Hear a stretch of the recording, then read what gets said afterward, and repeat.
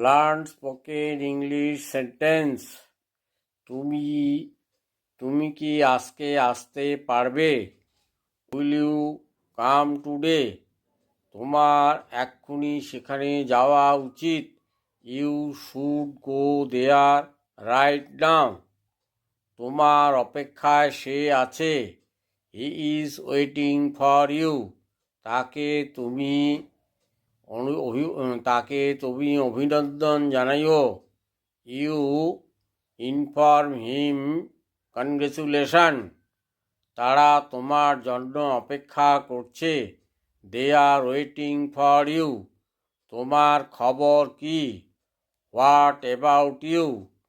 তারা কি আরে তুমি যে এখানে। Hey are you here? তুমি কখন এলে? When did you come?